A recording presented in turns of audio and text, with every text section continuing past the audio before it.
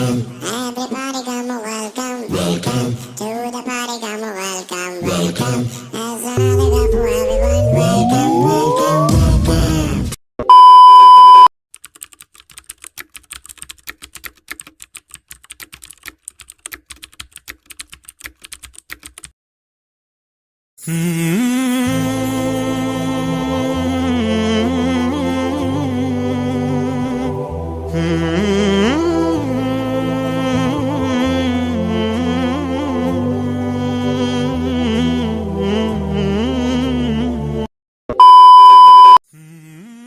Assalamualaikum warahmatullahi wabarakatuh.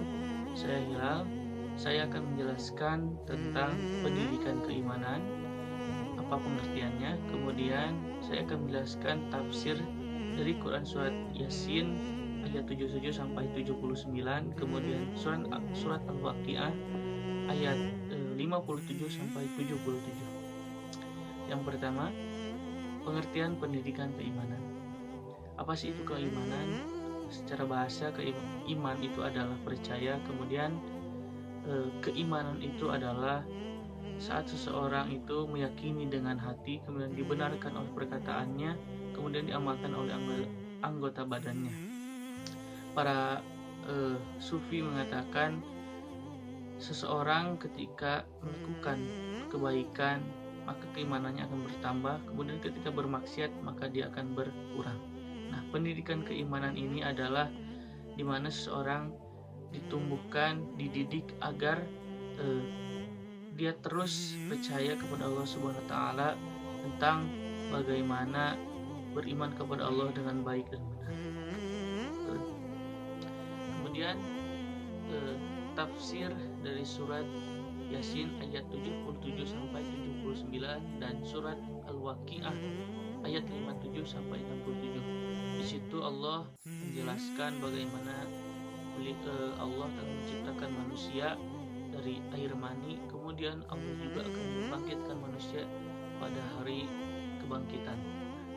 Pada saat itu dan saat ini juga banyak sekali manusia yang tidak percaya bagaimana mereka diciptakan oleh Allah dan bagaimana mereka nanti akan dibangkitkan setelah mati pada hari kebangkitan. Untuk itu Allah membuktikan telah menciptakan manusia, dan manusia banyak sekali yang menduakan Allah, musyrik.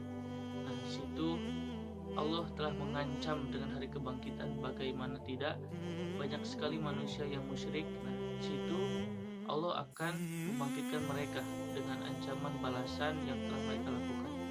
Nah, Imam Ahmad pernah menceritakan dalam kitabnya ada seseorang yang saat itu tidak percaya, kemudian tidak percaya kepada Allah, kemudian mengeluh-elukan Rasulullah tentang hari kebangkitan. Bagaimana mungkin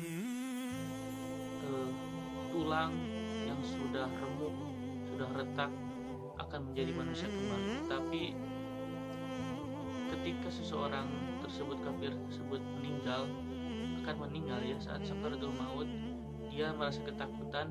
Kemudian saat nyawa sampai tenggorokan, situlah manusia sadar bahwa Allah lah satu-satunya pencipta sang Khalik. Itu yang dapat saya sampaikan. Selebihnya akan disampaikan oleh teman-teman saya.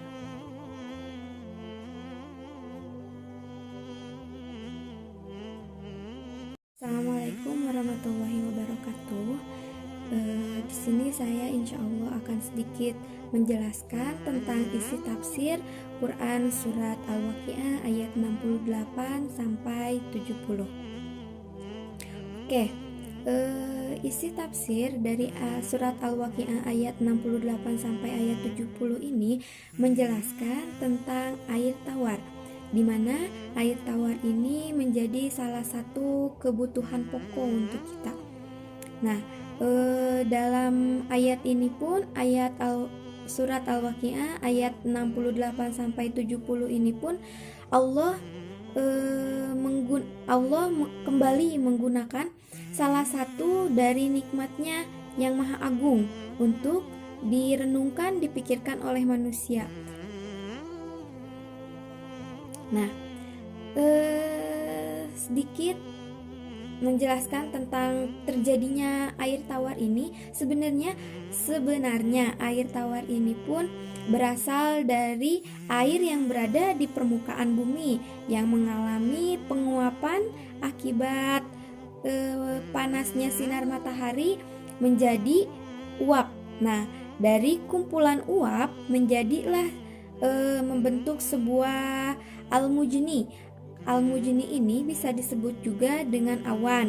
Nah, setelah menjadi awan, maka akan berpindah ke tekanan tinggi dan tekanan rendah.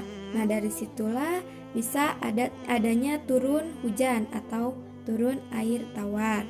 Oke. Nah, air ini pun merupakan sumber pokok, sumber yang sangat penting di dunia, di mana fungsi air tawar merupakan sumber yang memegang kendali di dunia. Meskipun Allah menciptakan di dunia ini ada dua macam air, ada air tawar dan ada air asin. Sebenarnya ada air tawar dan ada air asin. Kenapa air asin pun ada, tapi tidak menjadi prioritas umat manusia, karena air asin terasa asin dan sedikit pahit. Nah, sedangkan air tawar ini yang bisa menjadi salah satu sumber pokok kehidupan manusia. Maka dari itu kita harus selalu bersyukur atas adanya air tawar ini. Karena kalau misalnya kita ambil satu contoh, ketika kita lagi musim kemarau, tidak ada air. Nah, di situ kita mencari air tawar, air bersih kemana-mana. Nah, sedangkan di kampung orang lain pun sama, karena musim kemarau. Nah, makanya sekarang termasuk musim hujan, kita harus selalu bersyukur kepada Allah atas di mana diturunkannya air hujan atau air tawar ini, karena dengan banyaknya air tawar tumbuhan menjadi subur, kita pun tercukupi air bersihnya, air tawarnya. Oke, bahkan ketika kita bersyukurnya bisa melalui ketika kita setelah minum. Nah, setelah minum kita membaca doanya, doa setelah minum. Apakah kalian sudah hafal doa setelah minum? Oke, kita baca bareng-bareng ya doa setelah minumnya. Bismillahirrohmanirrohim. Alhamdulillahilladzi sakonan adban furotan birahmatihi walam yaj'alhu milhan ujajan bidunu bina. Yang artinya, segala puji bagi Allah yang telah memberi kami minum air yang tawar, lagi menyegarkan berkat rahmatnya, dan tidak menjadi air tawar itu menjadi asin pahit karena dosa-dosa kita. Oleh karena itu kita harus selalu bersyukur atas apapun yang kita harus tetap bersyukur dengan adanya air tawar ini, dan dengan adanya hujan ini kita gak boleh mengeluh. Oke, mungkin cukup sekian pembahasan dari saya. Nanti akan dilanjutkan lagi dengan rekan saya yang membahas tentang api. Karena air asin terasa asin dan sedikit pahit. Nah, sedangkan air tawar ini yang bisa menjadi salah satu sumber pokok kehidupan manusia. Maka dari itu kita harus selalu bersyukur atas adanya air tawar ini. Karena kalau misalnya kita ambil satu contoh, ketika kita lagi musim kemarau, tidak ada air. Nah, di situ kita mencari air tawar, air bersih kemana-mana. Nah, sedangkan di kampung orang lain pun sama, karena musim kemarau. Nah, makanya sekarang termasuk musim hujan, kita harus selalu bersyukur kepada Allah atas di mana diturunkannya air hujan atau air tawar ini, karena dengan banyaknya air tawar tumbuhan menjadi subur, kita pun tercukupi air bersihnya, air tawarnya. Oke, bahkan ketika kita bersyukurnya bisa melalui ketika kita setelah minum. Nah, setelah minum kita membaca doanya, doa setelah minum. Apakah kalian sudah hafal doa setelah minum? Oke, kita baca bareng-bareng ya doa setelah minumnya. Bismillahirrohmanirrohim. Alhamdulillahilladzi sakonan adban furotan birahmatihi walam yaj'alhu milhan ujajan bidunu bina, yang artinya segala puji bagi Allah yang telah memberi kami minum air yang tawar lagi menyegarkan berkat rahmatnya, dan tidak menjadi air tawar itu menjadi asin pahit karena dosa-dosa kita. Oleh karena itu kita harus selalu bersyukur atas apapun yang kita harus tetap bersyukur dengan adanya air tawar ini, dan dengan adanya hujan ini kita gak boleh mengeluh. Oke, mungkin cukup sekian pembahasan dari saya. Nanti akan dilanjutkan lagi dengan rekan saya yang membahas tentang api.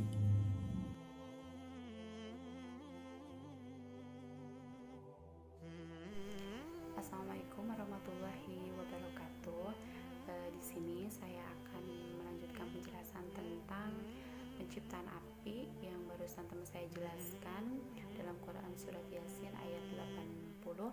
Nah, ini ada sangkut pautannya dengan Quran surat Al-Waqiah ayat 71 sampai 74 yang insyaallah saya akan sampaikan, yaitu dengan yang artinya, maka katakanlah kepadaku tentang api yang kamu nyalakan, kamu yang menjadikan kayu itu atau kami yang menciptakannya.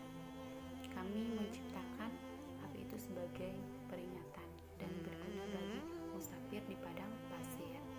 Maka bertasbihlah menyebut nama Tuhanmu yang maha besar. Nah, jadi maksud isi kandungan surat Al-Waqiah ayat 71-74 ini menerangkan bahwa Allah Subhanahu wa Ta'ala telah menciptakan api sebagai hal yang bermanfaat dan sebagai peringatan. Jadi ketika pada zaman dulu itu orang-orang Arab itu sering sekali menggunakan kayu untuk mendapatkan api. Nah, dengan menggosok-gosokkan ranting kayu, orang Arab bisa mendapatkan api dengan seizin Allah Subhanahu wa Ta'ala. Nah, pada zaman dulu ada dua jenis kayu yang sering digunakan oleh orang Arab, yaitu al-marak dan al-qifar. Itu sering sekali digunakan oleh orang Arab untuk mendapatkan api. Nah, api ini juga berguna sekali bagi para musafir. Menurut para ulama, musafir itu yaitu orang yang kelaparan, orang yang berada di pedalaman. Nah, orang musafir ini sangat membutuhkan sekali untuk kehidupan sehari-harinya. Nah, Allah telah menciptakan api ini dengan segala kekuasaannya. Dengan kekuasaannya Allah juga telah menciptakan air juga, misalnya air tawar. Air tawar itu kan bisa kita minum, nah dengan enak dan menyegarkan. Tetapi Allah bisa merubahnya menjadi tidak enak. Atas izin Allah maka air itu tidak bisa diminum. Misalnya seperti halnya air laut. Air laut tidak bisa minum karena terlalu asin ya. Nah, Allah juga telah menciptakan api itu bermanfaat bagi kita semua selaku hambanya bagi kehidupan sehari-hari di dunia ini. Nah, dan Allah juga telah menciptakan api ini sebagai peringatan bagi mereka di hari kemudian, yaitu hari pembalasan atau hari kiamah ya, hari dikembalikannya mereka kepada Allah Subhanahu wa Ta'ala. Nah, baik, di sini saya akan sedikit menjelaskan lagi tentang penciptaan langit dan bumi serta kekuasaan Allah Subhanahu wa Ta'ala yang terkandung dalam Quran surat Yasin ayat 81 sampai 83. Nah, di mana Allah itu telah menciptakan langit dan bumi dan seluruh isinya. Allah Maha mengetahui segala seluruh yang ada di semuka bumi ini. Nah, segala sesuatu yang Allah ciptakan ini Allah mudah melakukannya. Dengan cukup mengatakan kun, atau jadilah, maka segala sesuatu yang Allah inginkan itu terjadi. Nah, Allah Subhanahu wa taala berfirman mengingatkan manusia bahwa Allah dengan kekuasaannya Allah telah menciptakan 7 lapis langit dan juga bumi, bintang-bintang serta elemen-elemen dan seluruh isi alam semesta ini Allah ciptakan itu dengan mudah.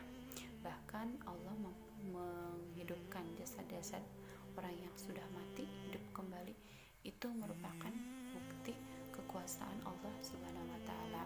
Bahkan Allah telah menciptakan bumi dan langit yang begitu besar dan menciptakan manusia yang begitu lemah. Bagi Allah, menciptakan langit dan bumi yang begitu besar pun itu hal yang mudah, apalagi menciptakan manusia. Nah, maka tidak ada yang tidak mungkin bagi Allah ya. Jadi kita yakin segala sesuatu yang kita inginkan, segala sesuatu yang kita harapkan, cukuplah kepada Allah Subhanahu wa taala. Nah, karena tidak ada yang tidak mungkin bagi Allah Subhanahu wa taala. Ketika Dia sudah menghendaki, maka semuanya akan terjadi. Nah, mungkin hanya itu yang bisa saya